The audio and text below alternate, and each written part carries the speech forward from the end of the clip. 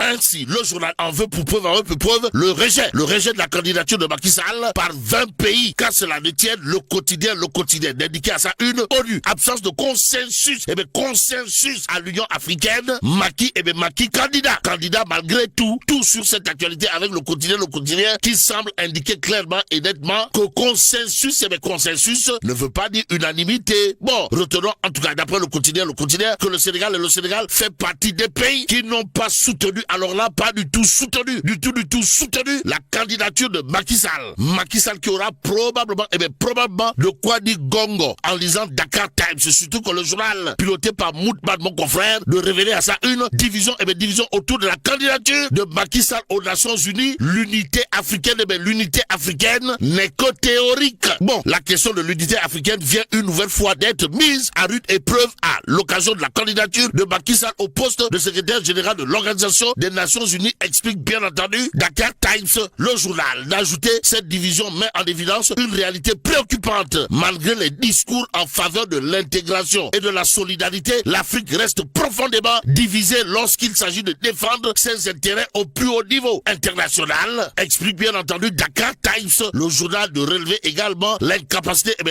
à s'unir autour d'une candidature symbolique comme celle de Macky Sall démontre que l'unité africaine, souvent invoquée, l'unité africaine, souvent claironnée et tambourinée ça et là, l'unité africaine, souvent blablatée ici et là, demeure encore largement théorique. En attendant, passons bien entendu à Tribune Quotidien, le journal de parler de soupçons de sabotage de l'école publique sénégalaise. De quoi s'agit-il exactement?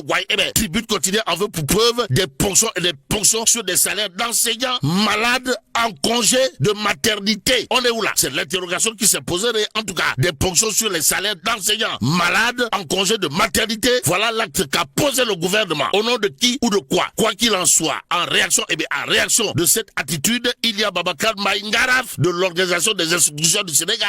Ngaraf Babacar Maï, qui sans contour ni détour déclenche des touilles, pour ne pas dire brandit de Punkalibambou Karoubaïfal, de Ngadibambou Mbolde Bouride, histoire de s'inscrire dans une dynamique de djihad dans cette affaire. En tout cas, Babacar Maï Ngaraf et ses camarades préviennent Diomaye. Et comme il a dit, un homme averti en vaut deux. Tribune Quotidien. En tout cas, pour ce qui relève des soupçons de sabotage de l'école publique, tristement matérialisés par des ponctions sur les salaires d'enseignants malades en congé de maternité, de nous apprendre en tout cas que Babacar Maï Ngaraf et ses camarades sont en mode niaktou. Bon, passons à l'Observateur l'Obs qui livre rebondissement majeur dans l'affaire Roudiasso. Et là, on peut lire coup de théâtre à la une du journal du groupe Futur Média. L'Observateur l'Obs